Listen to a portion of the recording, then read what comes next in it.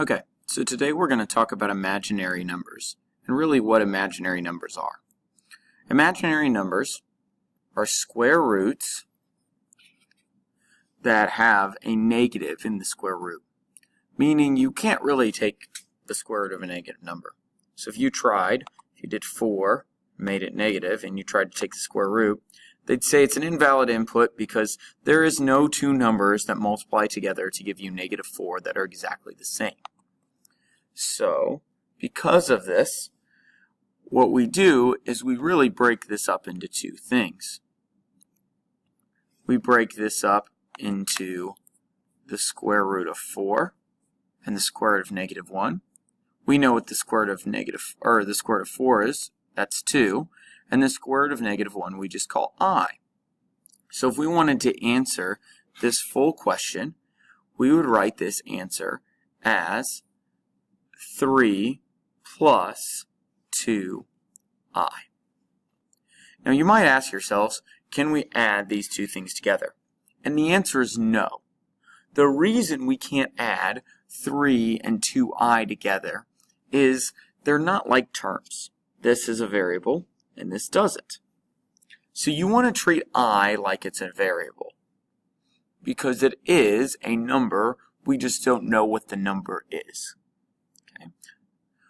When we look a little bit deeper into this, we have some names for this. The 3 is called the real part because it's a real number. The I is called the imaginary part or the complex part because it's not a real number, we don't know what it is. So if they ever ask you to write something in A plus BI form, they want the real number first and this imaginary term second. Okay. Let's try a couple of problems. Let's say I was given this, 3 plus 2I plus 5 minus 3I. Well, you really want to treat this like adding like terms. So we have a 3 here and a -5 here. And we know that 3 and -5 would give us -2. We have a 2i here and a -3i here. And we know that 2i and -3i should give us -1i. And this would be my final answer. So adding these imaginary numbers really just comes down to adding like terms. That's it. Let's try another one. So this time, we're going to subtract these two things. Whenever you subtract them, here's what I recommend doing. Take this negative sign and distribute it. Technically, you have a -1 out here, and you really should distribute before you do anything else. So in this case, we'd have a -5, and a negative would give you a positive 2i. And then again, we would combine like terms.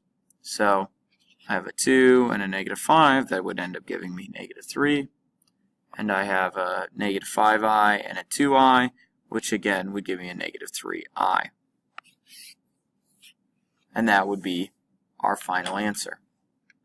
Again, my recommendation for any time you have a minus sign, distribute it so you don't run into more problems. Let's look at another. Okay, so this time we have the two things pressed up against each other. Or we're multiplying these two things. Well, when we multiply these two things, we really do multiply by foiling or double distributing. When you multiply this out, what you'll have is 2 times 3, which will give you 6. You'll have 2 times -2i, which would be -4i. You'd have 5 times 3, which could give you a positive 15i. And then 5 times -2, which would give you a -10i squared. So I times I should give you I squared. Now we'll just combine like terms. So we'll have 6 plus 11i minus 10i squared. And you might think we are done at this point, but we are not. And this is the really cool thing that happens with i's. I squared is a very specific number. Let's just look over to the side for a second. and do this I squared part.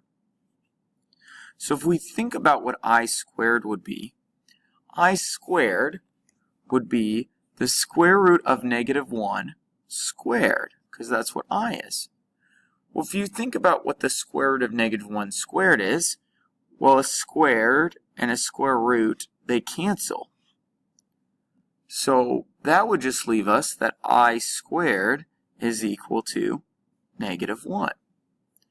So instead of having an I squared here, we really have 6 plus 11I minus 10 times -1.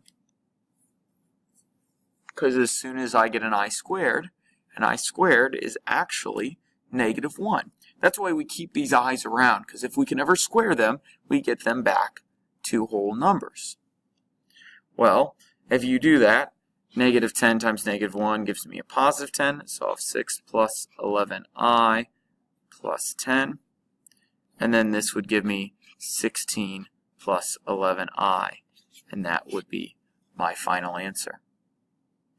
Let's do one more of these, okay? So remember, when you're thinking about these things, if you ever get an I squared, we know what that is equal to. It's really equal to -1. Okay, so for this first one, I'm going to take the 2, and I'm going to distribute it. That's going to give me -10 plus 4I. I'm going to take the 3I and distribute it, and that's going to give me -15I plus 6I squared. Again, we know from before what I squared is. Well, let's combine this first. So we combine our like terms. We get -10 minus 11I plus 6I squared. Again, from before, we know what I squared is. I squared is really -1. So I'd have -10 minus 11I plus 6 times -1, which that would be -6. So -6 and -10 would give me -16 minus 11I. And again, that would be my final answer. Okay. When you try all these problems, remember that i's just like to act like variables. The only interesting case about i's, besides it being a variable, is that if you ever get an I squared, that literally becomes -1, so you can just replace that. Try the different problems.